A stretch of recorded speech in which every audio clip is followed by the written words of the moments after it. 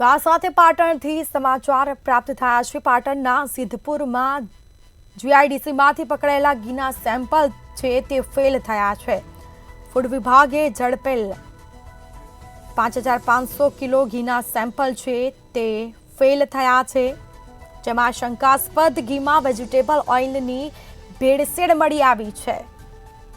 તો 4 માસ અગાઉ જીઆઈડીસીમાંથી આ ઘીની ફેક્ટરી ઝડપાઈ હતી, જેમાં ડેરીવાલા ફાર્મ પ્રોડક્ટ નામની ઘીની ફેક્ટરી ઝડપી પાડવામાં આવી હતી। તો ફૂડ વિભાગ દ્વારા 16.52 લાખનો ઘીનો જથ્થો છે તેને સીઝ કરવામાં આવ્યો છે। તો શંકાસ્પદ ઘીનો રિપોર્ટ આવતા તમામ સેમ્પલ છે તે ફેલ થયા હોવાનું સામે આવ્યું છે। વધુ વિગતો સાથે સંવાદદાતા પ્રવીણ દરજી ફોન લાઈન પર જોડાયા છે। જી, પાટણના સિદ્ધપુરમાં જીઆઈડીસીમાંથી પકડાયેલ ઘીના સેમ્પલ લીધા હતા તે હાલ ફેલ થયા છે, શું છે મામલો? જી સ્મિતા, જો વાત કરીએ તો પાટણ જિલ્લાની જે જીઆઈડીસી આવેલી છે સિદ્ધપુર તાલુકા, સિદ્ધપુરની જીઆઈડીસીમાં ડેરીવાલા ફાર્મ પ્રોડક્ટ નામની ઘીની ફેક્ટરી હતી, જેની અંદર 4 માસ અગાઉ પોલીસ અને ફૂડ વિભાગે રેડ કરી હતી અને સંયુક્ત રેડની અંદર 16,52,000ના શંકાસ્પદ ઘીના સેમ્પલો ફેલ થયા હતા। જો કે આ જથ્થો ઝડપાયો હતો, જથ્થાને સીઝ કરવામાં આવ્યો હતો અને ત્યારબાદ તેના રિપોર્ટ મોકલવામાં આવ્યા હતા।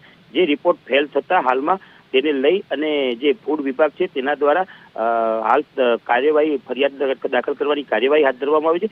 જો કે સમગ્ર જે ઘટના છે તે એવી છે કે જીઆઈડીસીની અંદર ડેરીવાલા ફાર્મ પ્રોડક્ટ નામની ઘી બનાવવાની ફેક્ટરીનો ઘીની તેની બાતમી મળી હતી અને બાતમીના આધારે સિદ્ધપુર પોલીસ અને ફૂડ વિભાગ બંને દ્વારા તપાસ હાથ ધરવામાં આવી હતી અને ત્યારે ઘીના જે હતો તેનો 16,52,000નો મુદ્દામાલ હતો। 5500 કિલો જેટલો શંકાસ્પદ ઘી હતી તેને સીઝ કર્યો હતો, જેમાં લેબર વગરના જૈમન બ્રાન્ડ નામના ઘીના ભરેલા ડબ્બા હતા તે મળી આવ્યા હતા, જેમાંથી ફૂડ વિભાગે શંકાસ્પદ ઘીના 4 જેટલા સેમ્પલ લઈ અને પૂછપરછ માટે સરકારી લેબોરેટરીમાં મોકલ્યા હતા।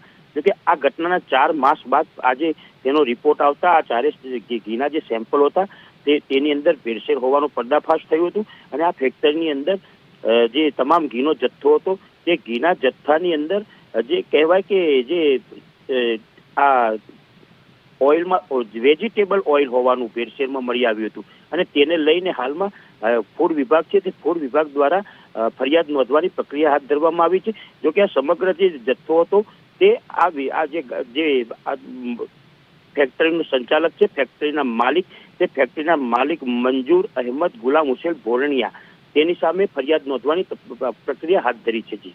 જી બિલકુલથી તમામ જાણકારી આપવા બદલ આપનો આભાર।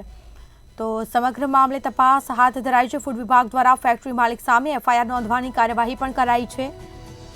ફેક્ટરી માલિક મંજૂર અહેમદ ભોરનિયા સામે ગુનો દાખલ કરવામાં આવ્યો છે। 4 માસ અગાઉ જીઆઈડીસીમાંથી આ ઘીની ફેક્ટરી ઝડપી પાડવામાં આવી હતી।